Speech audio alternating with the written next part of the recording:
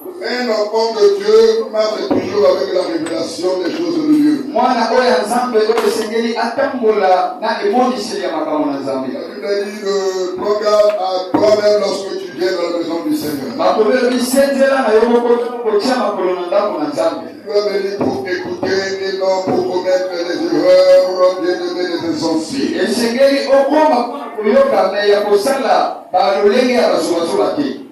Nous avons, bien-aimés, appris cette mauvaise habitude. Que lorsque nous venons dans la maison de Dieu,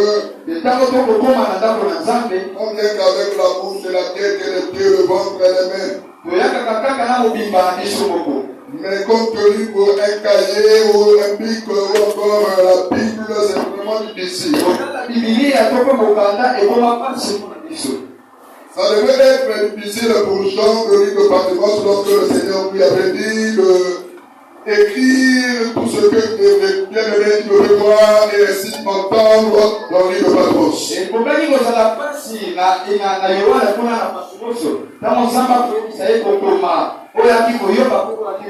S'il n'avait pas quelque chose d'écrit. Alléluia. Amen. Et que le Seigneur tienne au bout. Alléluia. Amen. Que le Seigneur tienne au bout. Alléluia. Ok, sur la reconnaissance. Envers Dieu. La reconnaissance, bien aimé, c'est aussi une prière que nous faisons, bien aimé, auprès de notre Seigneur. Oui.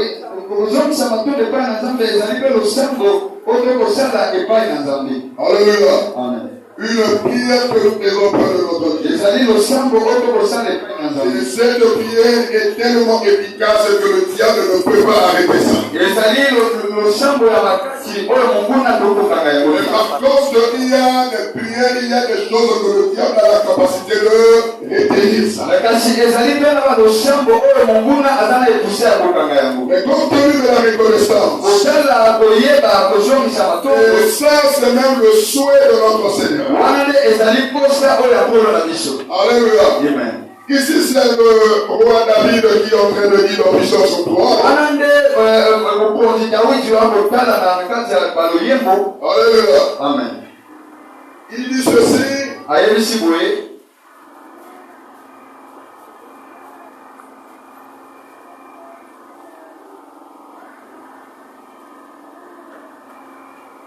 Sauter quelques minutes.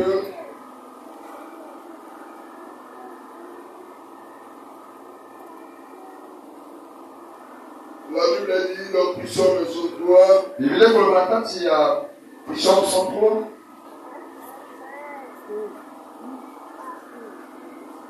Mon âme bénit l'Éternel. Il parle à son âme à lui. Il ne parle pas de l'âme de quelqu'un d'autre. Il parle de son âme à lui-même. Il dit à son âme à lui de reconnaître et de bénir Dieu. Alléluia. Amen. Il dit mon âme bénit l'Éternel. Que tout ce qui est en moi bénisse son Saint-Nom. Non seulement que son âme qui doit être bien aimé en reconnaissance de tous les bienfaits de Dieu. Mais il dit tout ce qui est en lui doit aussi bénir Dieu. Il dit au verset 2, mon âme bénit l'Éternel. Et n'oublie aucun de ses bienfaits.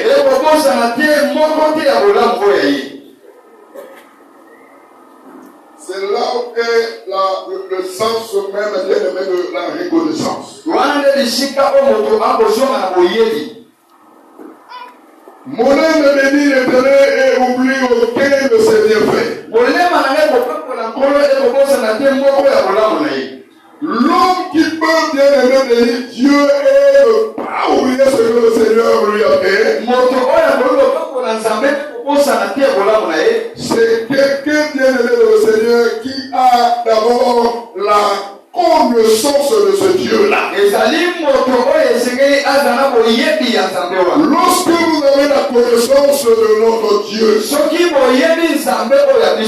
il est très difficile, bien-aimé, d'oublier même ce qu'il est en train de faire dans notre vie. Alors pourquoi David voulait réveiller son âme? Alors reconnaissant des bienfaits de Dieu dans sa vie. Vous savez que l'âme est le ciel de la connaissance du bien et du mal. Donc le fait que toi tu reconnais le bienfait de l'Éternel dans ta vie, alléluia, cela prouve que bien aimé le Seigneur que ton âme, Dieu ne t'avait pas créé seulement avec l'esprit, mais avec l'âme aussi. Parce que à travers ton âme, que tu auras la grâce de reconnaître le bienfait de Dieu pour lui dire au moins merci.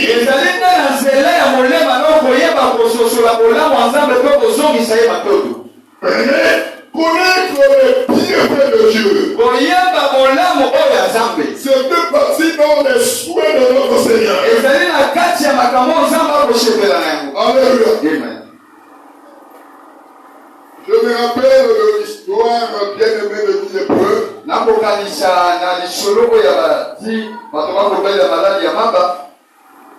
Tous les dix de frères un jour sont venus voir Jésus de loin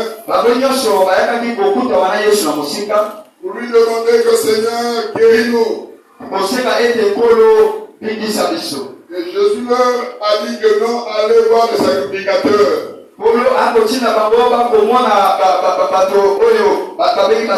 Et tous les dix de frères bien-aimés, après avoir écouté ce que Jésus leur avait dit, sont allés trois bien-aimés à la recherche des sacrificateurs. La Bible dit que sur le chemin, tous étaient guéris.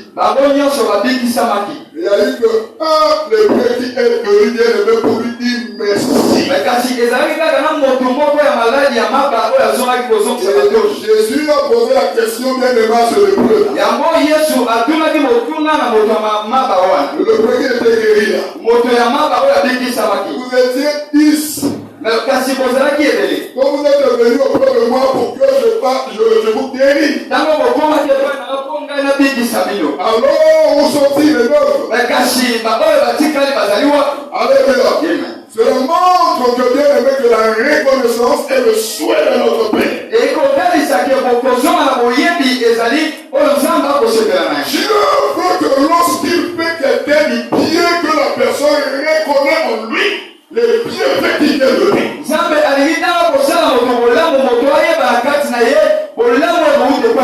La raison pour laquelle dans ce thème principal, j'ai aussi un soutien que je vais parler aujourd'hui. Et mon soutien, c'est l'ingratitude. Alléluia. Amen. C'est quoi l'ingratitude? C'est le manque de reconnaissance pour un bienfait reçu. Lorsque Dieu, bien-aimé, veut que nous puissions bien-aimé rendre bien-aimé la reconnaissance sur ces bienfaits en nous, il veut tout simplement bien-aimé ne pas voir au milieu de nous l'ingratitude. Bien-aimé de le Seigneur, David a dit à son âme, tu dois bénir Dieu à cause de tous ses bienfaits. Tu ne dois pas manquer à lui dire merci. Tu ne dois pas manquer à oublier même ses bienfaits dans ta vie. Tout ce que Dieu fait dans ta vie, je t'appelle seulement une chose.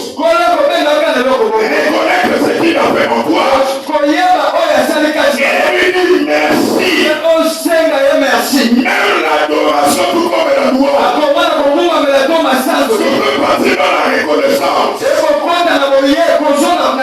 Amen. Dieu fait que le Seigneur fait notre vie tous les jours. Alléluia.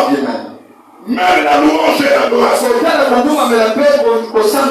Lorsque nous adorons Dieu, lorsque nous louons Dieu, c'est notre façon bien-aimée d'être reconnaissant.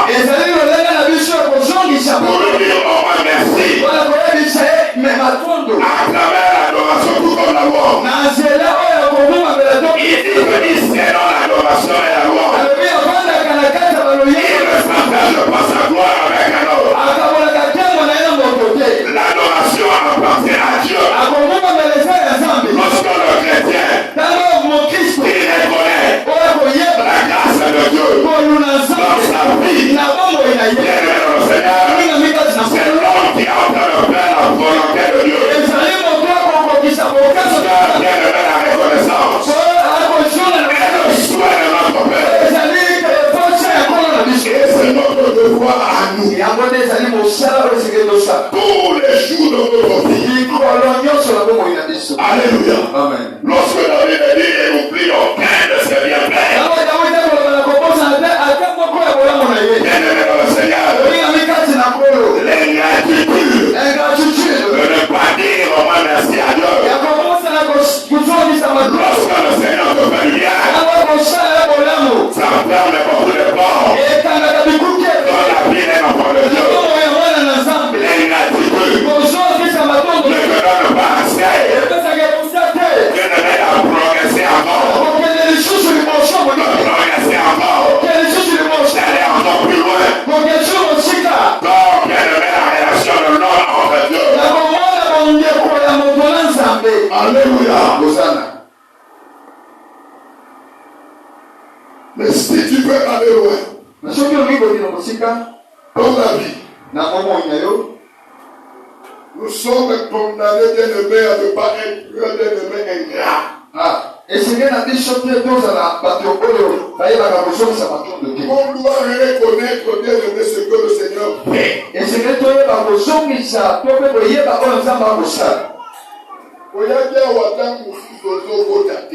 Tu viens de se dire, pourquoi tu ne mets pas au monde?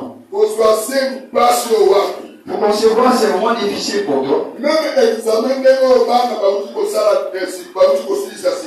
l'examen qui se déroule et qui vient de finir aujourd'hui. Il y a des choses que Dieu opère dans ta vie. Ce que Dieu attend, ce n'est pas de l'argent. Parce que l'argent vient de l'Éternel. Ce que Dieu attend dans la vie des gens, c'est la grâce. Sa grâce au milieu des gens. C'est pour cela qu'il dit, venez à moi tel que vous êtes. Comme nous sommes venus dans ce lieu, chacun a son problème. Malgré tu n'as pas raconté ton problème à une personne, mais Dieu connaît ta situation. Quand tu es venu à la maison, là-bas, il y a des problèmes. Quand tu t'es présenté à la maison, ça ne marche pas. Ton commerce ne marche pas. L'école ne marche pas. Santé ne marche pas. Affaires ne fonctionnent pas. Mais quand même tu as eu la grâce. Mais la Bible nous dit, à tout ce qui va regarder, ne seront pas compromis. Et leurs visages seront pour de joie. Le joie de Saint-Esprit. Que Dieu te fasse des tels liens. Comme le dit le précédent Pédépète. Sauf que dans leur maladie avec les conditions. Ils ne pouvaient plus s'assembler avec les maladies. Les maladies en quelque chose s'appellent les maladies contagieuses. Les maladies que lorsque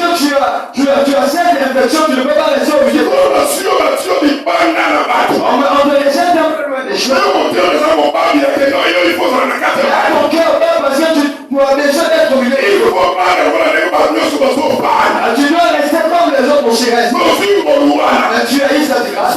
Dieu t'a guéri. Maintenant, pour que tu sois reconnaissant, tu sois reconnaissant par les choses que tu fais dans ta vie. Même à travers les choses. Nous pouvons louer Dieu et lui rendre ce qu'il mérite. Dieu aussi attend lorsqu'il nous fait du bien. Merci. À la chose qui attend auprès de nous, c'est de lui dire merci. Tu ne m'as pas voir.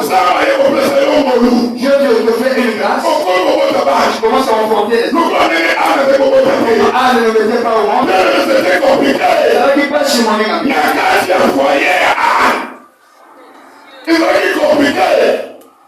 Alléluia. C'est vrai compliqué la carte de famille à Anne. Mais il faut travailler. Anne avec Bobota. Mais Péri avec Bobota. Si vous avez la chèque, il y a un négawan. Bien le Seigneur. Nous devons voir que Anne va vous supporter. Ceux qui ne savent pas que qui est ma couture à la tête. Pourtant, on y a sur la côté de bien le mec, la science, la colonne, ça. Nanda Banzama, que l'on colou. Les arbres à sougayer. Mais tout le temps, le oil Anne va aller koya. Et l'autre oil Zama va aller koya la commande à Anne. Et ça qui m'a l'obéi à reconnaissance. Bien aimé le Seigneur. Tango oil doit y avoir besoin de s'ensemble. Le coup la casa oil à son sale.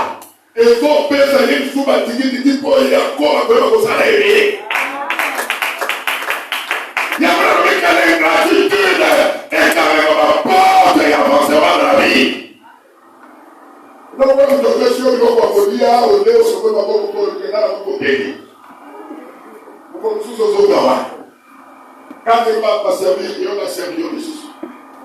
Mais ça dit quoi lorsque bien le mec tu dis à la personne, merci pour le Dieu. Et ça, quand il est sur le ici, pour la vie. Un musicien chrétien, je pense que c'est le peuple à Christ pour aller que non bien aimé, merci à part de vous rappeler au portier. Amen.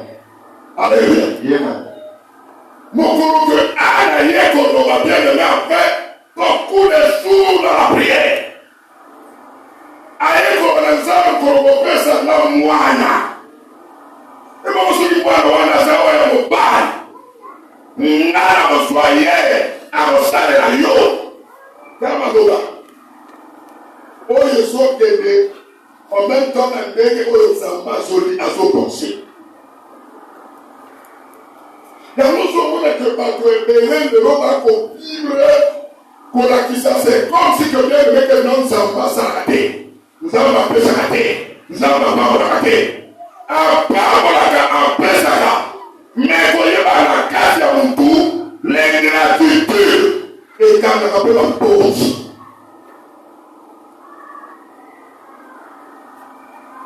Quand nous avons voyé au Noka, Mandola Oroke Anne Abadaki Bonisa, non Lokorae. Avec une solo dans le salle de Naye Eli, Eli a été salué que maman. Zambé ya Israël assis Liokio. Kota table de la Kini. Liamera. Zara Kini. Bien le Seigneur, ceux qui ont ligné pour avancer dans la vie avec Dieu. Et l'autre comme ça va aussi Rio. Zalakaka Moutou Oyo pour reconnaître que nous l'avons. On l'a dit, on l'a mouti. Oyebiteke meilleur voilà yo. Oyo peut-être le Seigneur va dire va projet à main. Na kati ya bomba sur la question de la lobby. Na koma beba ko telekele zela. Na koma beba ko sa kale di kambo. Mais Bible dit que la saga ngolu na munyo so ko yeye a sebi. Si vous avez la pression macasse. Attention, père. On a eu mon amour. Bien, le Seigneur, même pour dire au moins merci à Dieu. Yo, okwei na kati ya misala, okwei na kati ya kofinda, okwei na kati ya kotonga, okwei na kati ya makambo oyo eza même pas en rapport na oyo Nzambe asali yo. Mais eza eloko wana te ke Nzambe azozela na yo. Mais pour te dire merci à Dieu. Il a pris sur le peuple, tu lui dis au moins merci. Dis amen. Merci pour tes bienfaits, pour ce que tu as fait. Mon frère, ma soeur, la reconnaissance ne demande pas l'argent.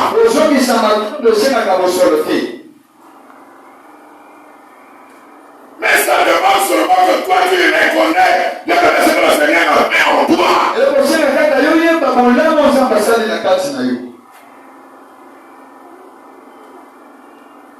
Pour lui dire merci. Voilà pourquoi, bien-aimé le Seigneur, toujours bien-aimé le Seigneur, dans cette chapitre de l'épisode de sort 3. La Bible dit ceci. Au verset 3. C'est lui qui te pardonne tout. C'est lui qui pardonne tout mes fautes.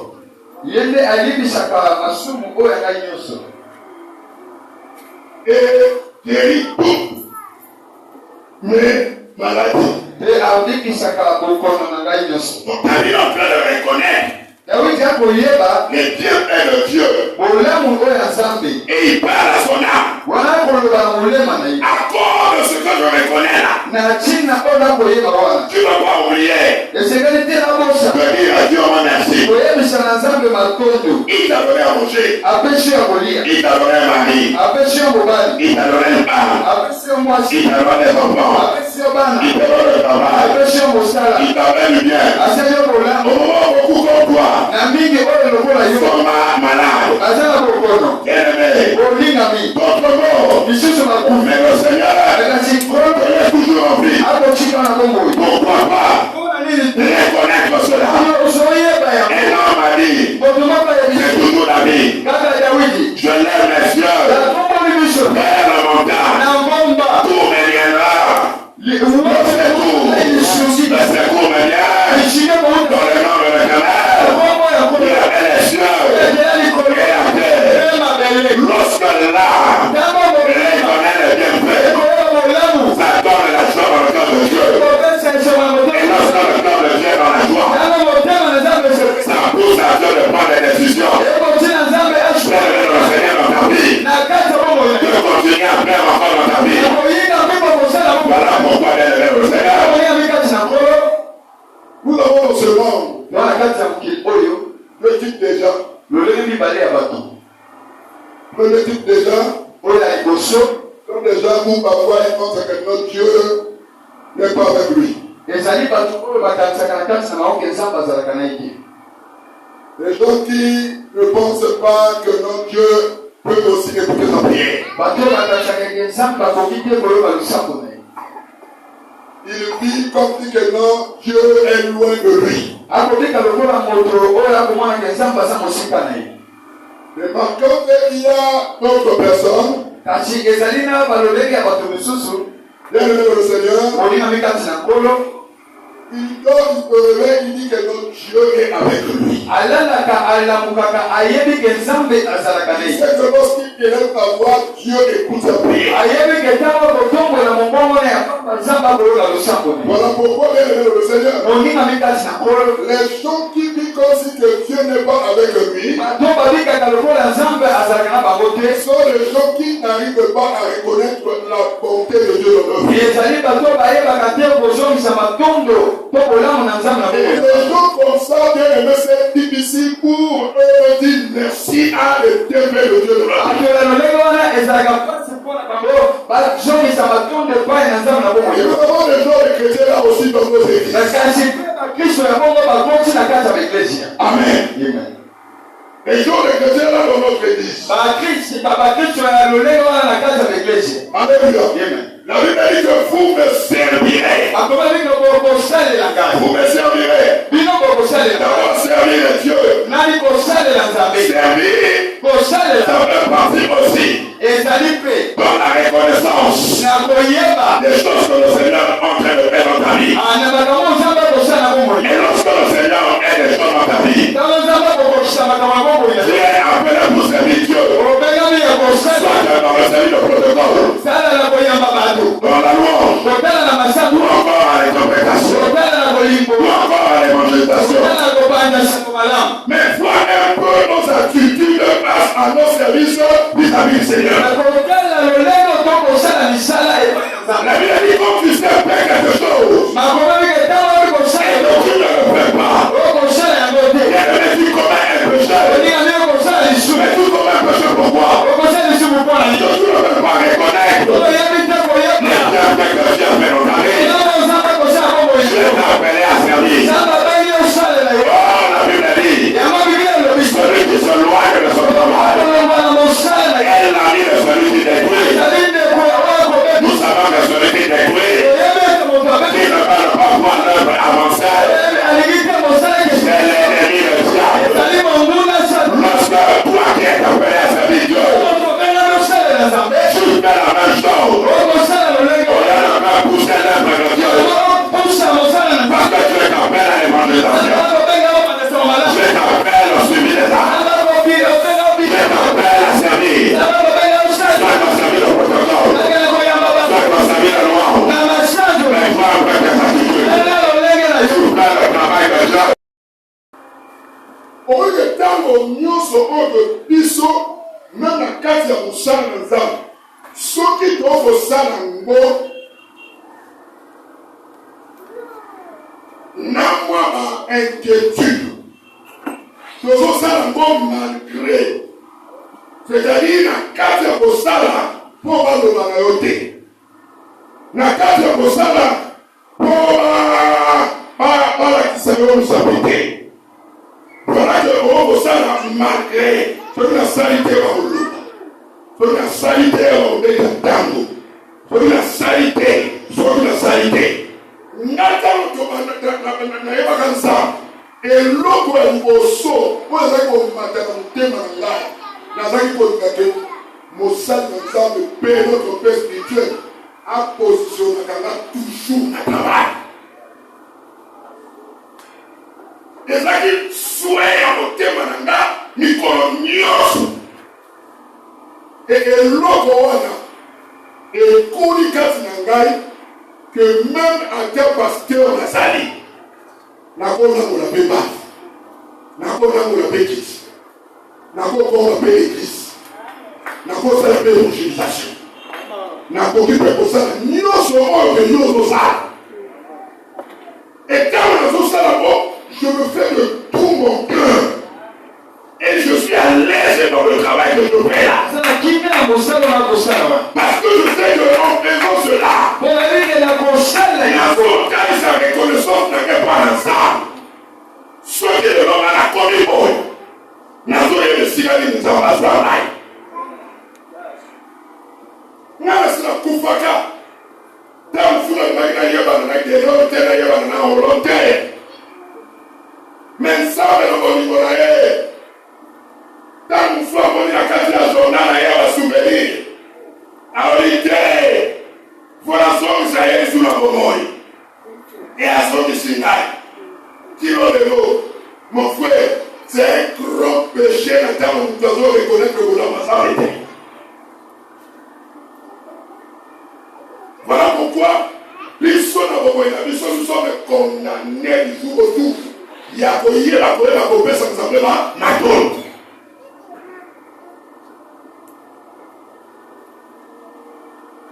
Lorsque tu donnes à Dieu les reconnaissances, tu pousses à ce que le Seigneur continue encore à opérer dans ta vie.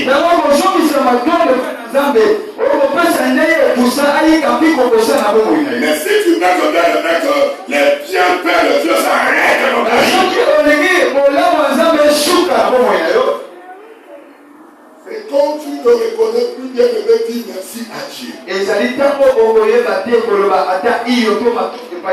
Dieu a besoin de voir des hommes et des femmes à cause de ces deux plaies dans leur vie, puissent les reconnaître et lui dire merci.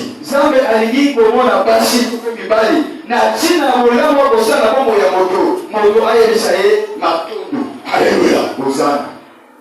Dis merci à Dieu, c'est une bonne chose. Ça pousse à ce que la main invisible de Dieu qui protège, te protège bien aimé pour les moments de ta vie.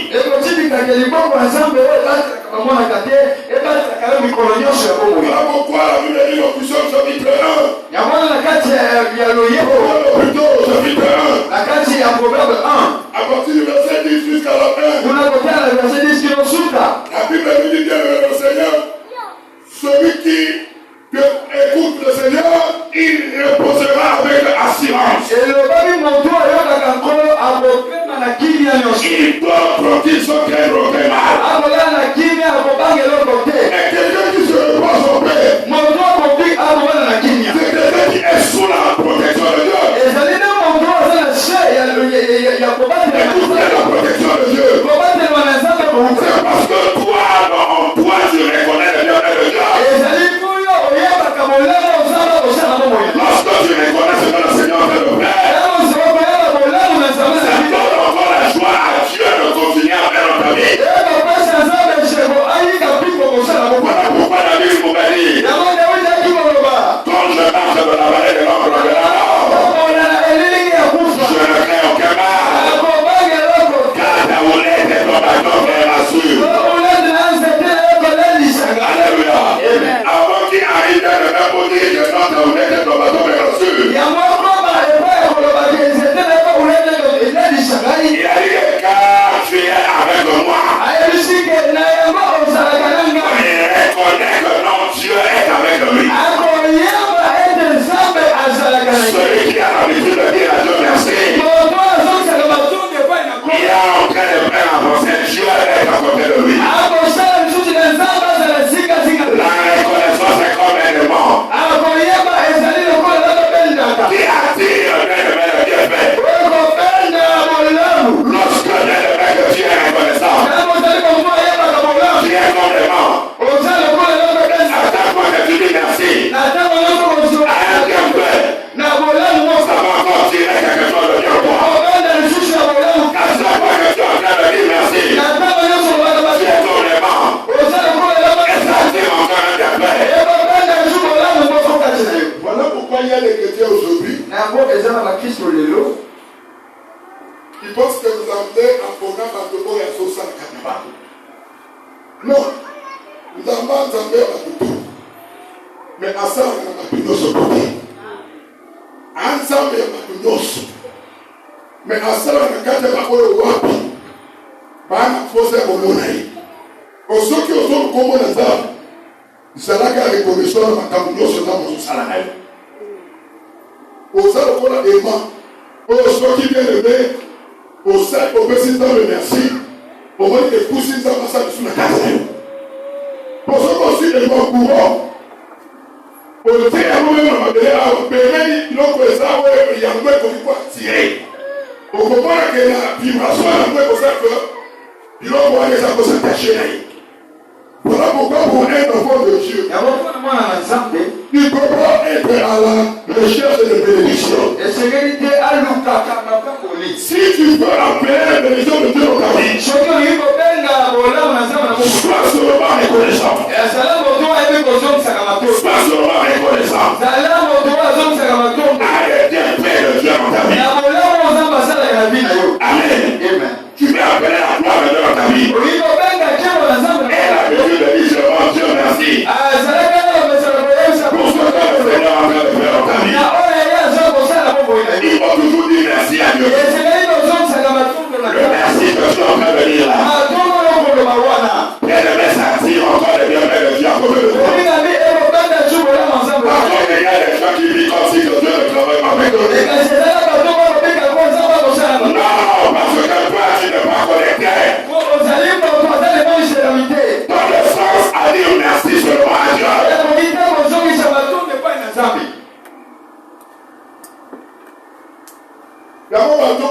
ndenge bapeka na nzambe pembeni na bango.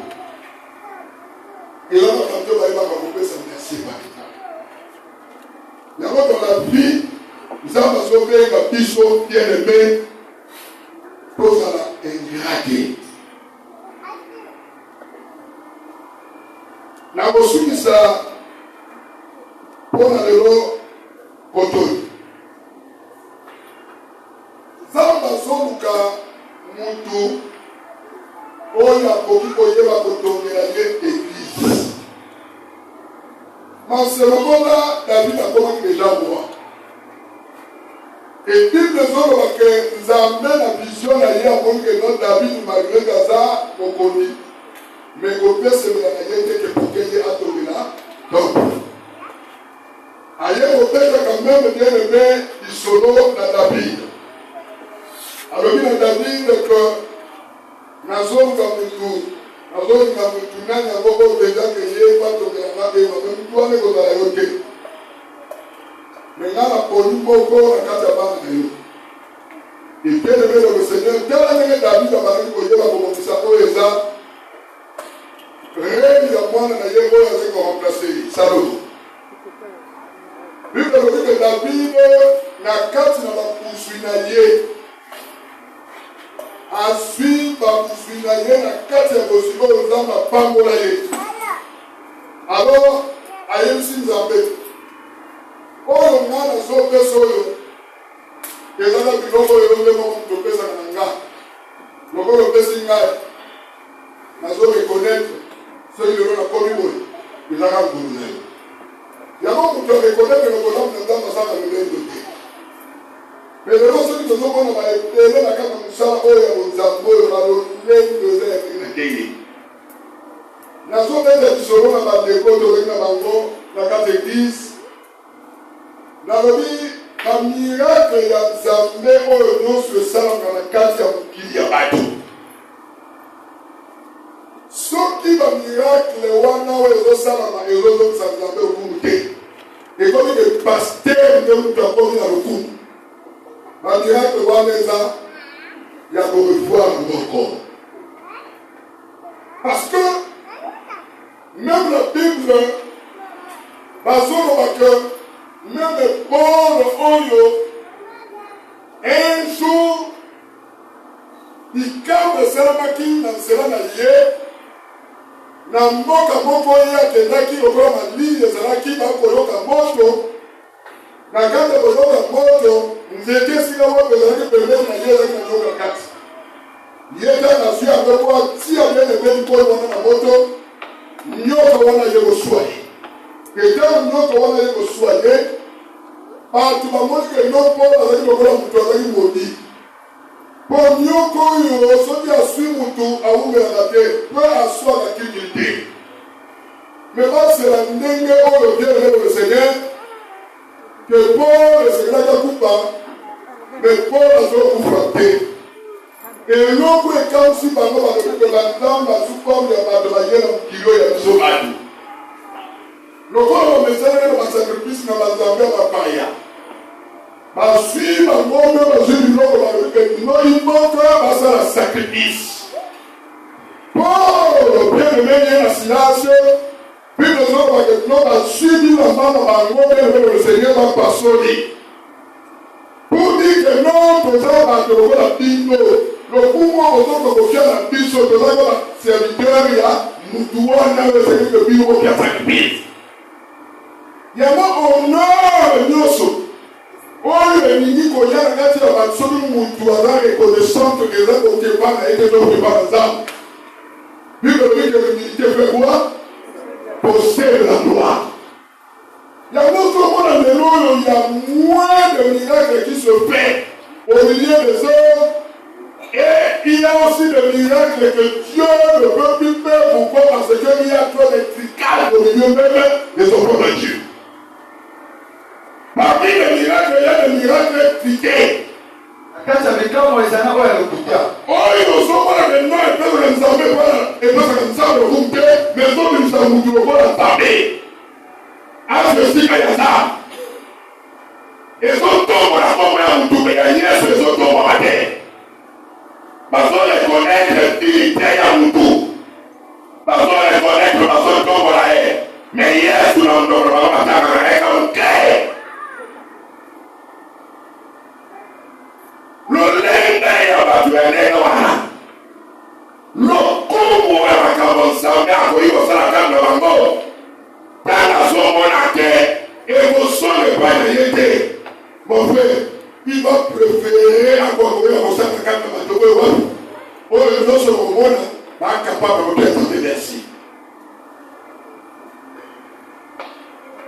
Israël va souffrir 7 ans. Na case esclavage en passe. L'immotion de mère va m'aider. Puis le soir que temps on va ça va y avoir une général. Allez monsieur Ballon et Oro. Yonde wako kuminisa Israeli na kataki basi bora sana. Abantu bete na zambe isobolo ke na solo patata na baba na kupesa bango. Ya kutesa bulama za pepo na zambe me. Lelo tozoli rokola le contraire ya mablogo. Nous avons dit que Ballon héros parle que c'est de bon ce petit. Général a réussi à mettre sur la président à Bataillon tozolo là. Fanda wala serena kendako nazo la yo front nazo so na bonio e ko front na ngeni mami sabeli ke maloba o yo o et sourire bien le samedi de loi le problème n'est pas là et lui on dit que tant qu'on s'en est à un général alors je vais montrer exactement aussi que bien le même ça va créer au front de naïe a dit que nous sommes dans naïe maloba les autres que non a que les nègres ne front naïe Israël maloba que les hommes ont tout gâté. Bien aimé le Seigneur, le roi dit que notre Dieu n'est pas un homme pour mentir. Alors, dans la case où il y a Généa, avant que nous avons l'homme du Dumba, on n'est pas que là armé mais dans la pensée de Dieu, nous avons remarqué que nous avons tout le coup dans la tôle. Ceux qui ont dit qu'on pèse la victoire, la case va nous faire finir, va vous faire aider. Alors il faudrait que nous avons ça, je la la cosa buona che la caccia va nel zambe mingi che sono la ora con un poco la zambe di tanto sotto che sono la ora con un poco c'è poco da sai non si mai sono passati non si mai la prova del momento sono che non sono dei témoignages les gens qui commencent à connaître sur le polo humanitaire donc moi je demande de mettre au bas pousse la permission pour que la montoie la voie la voie à terre à côté de la zone de paquet Dieu le temps comme ça on a eu l'ingénieur lui le nom okomima bato eza victoire nakopesa yo nakopesa yo victoire na kati ya etuku ya bato oyo te me bamama na kote mai ezali tala bato baza na kati ya mai bazozwa mai na maboko pobana na mondoko tia bango na kolo na droite bato basie makumi na kati ya mai bazomela tia bango na gauche bien ntango général bimi bango pembeni na mai koyeba bato bazokenda bitumba oh, nous avons besoin de un test. Dieu le Seigneur. Nous avons besoin de tester à quelque chose. Pourquoi on va dire qu'on doit matin, midi, soir, nous avons fait ça là, nous avons fait ça là, tout le monde dit, pas le manini, nous avons fait ça là. Nous avons fait ça là, nous avons fait pour le faire ça. À pression de l'autre. Quand nous avons fait ça à pression, les pauvres l'église, pas de quoi d'autre qui s'accaille, nous avons compris l'été. Papa na ngope nengo penda na mapesa ka mwasi mutaboza ka mwana maboza ka mtema te c'est-à-dire que yo ozo reconnaître que te mo na mo de ça va tout ça alors le Seigneur t'a que yé général na kati ya bato na biso mai na maboko na sombe na maboko kumisa ka mtu pamela baba leo kumisa mtu ya na kati mai Baké, Baba, ceux qui ont 7 000. Bien le Seigneur, on va vous voir là. Parce que quand il y a 300 personnes, il y a 300, bien le Seigneur, il y a le monde dans ma soit dans sa vie que non, maintenant, pour que l'œuvre avance, il va avoir bien aimé quelqu'un ou encore beaucoup de gens pour que bien aimé l'œuvre avance. Bien aimé. Il va y avoir beaucoup de gens, mais comme Dieu n'est pas avec vous, l'œuvre avance là-bas. L'œuvre n'avance pas parce qu'il y a beaucoup de gens, mais l'œuvre avance parce que Dieu est au milieu de vous. Et puisque Dieu est avec vous, la Bible dit, Là où il y a deux ou trois en mon nom, je suis là au milieu de eux. Voilà pourquoi quand on est en train de se ici, on a une noce. Parce qu'il y a 300. Nous avons un peu ça pour les hommes directifs. Pour les hommes qui la 300 de Bamba, Bando de Tumba. Et tous les 300 là, reconnaître que vous l'avez en ça. Mais la 4 de Bando, on va dire que vous avez dans la Bible. Parce que même quand on est bien, on va dire que vous avez la casse. Pour on va dire que vous avez la cause à vos qualités. C'est le cas que vous les avez aujourd'hui. Pour que vous ayez la 4 de ça. Ah, vous savez, ça, malgré les gens, vous avez malheur. Mais quand tu vas pleurer, quelqu'un de Dieu sur toi. Penses-tu que tu es même? Je n'ai pas même. Il voit. Quand ton cœur n'est pas bien exposé, quand tu murmures avec le même de Dieu, mon frère, ma soeur, penses-tu que tu es même? Mais je crois.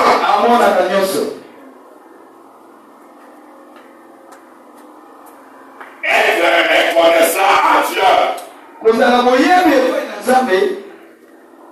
Ça te pousse à avoir un bon cœur. Alléluia. Amen. Un bon cœur. Le cœur qui ne murmure pas. Le cœur qui n'a pas de soucis. Amen. Alors aujourd'hui, je vais m'arrêter là. Avec la grâce de Dieu. Bien-aimé le Seigneur, nous avons dit beaucoup de choses. Nous avons tiré bien-aimé notre sous-thème, le thème principal. Et nous avons parlé sur l'ingratitude. Bien-aimé le Seigneur, pour te montrer que votre Dieu t'appelle toujours à être c'est-à-dire de reconnaître les bienfaits qui ont développé dans ta vie. Amen. Amen. Alors, là où tu es le Seigneur, je vais t'inviter à se mettre un peu debout.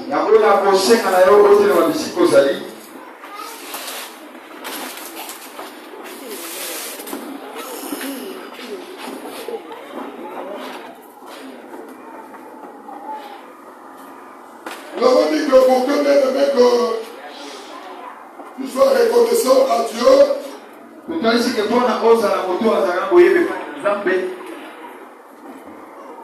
il faudrait que ton cœur aussi soit bien disposé. Alléluia. Alors là où tu es bien le Seigneur, tu vas d'abord voir dans ta vie tout ce que Dieu a fait en toi. Et tu vas toi-même maintenant commencer à dire à Dieu merci sur toutes les choses que le Seigneur a fait dans ta vie. Peut-être que tu es en train ici que tu avais mal dans ton corps. Tu avais ton corps de soucis. Mais la parole de Dieu est sortie. La Bible dit, il a envoyé sa parole. Et la parole est guérie. Pendant que je parlais, la parole de Dieu est comme bien aimé un médicament qui guérit quelqu'un qui est malade. Alors là où tu es, lève maintenant ta voix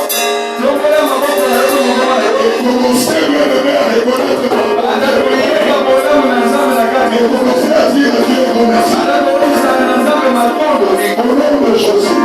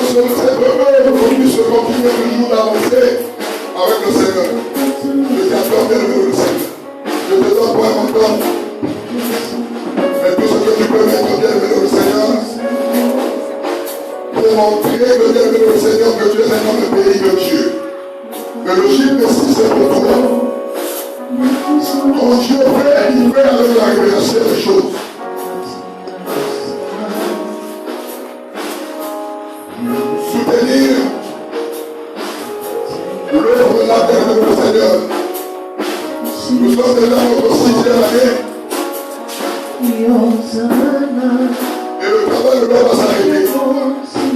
Mais pour que le travail ne s'arrête pas, ça demande à ce que tu aies avec le Seigneur. Nous aide encore à savoir quelque chose. Pour financer bien le meilleur.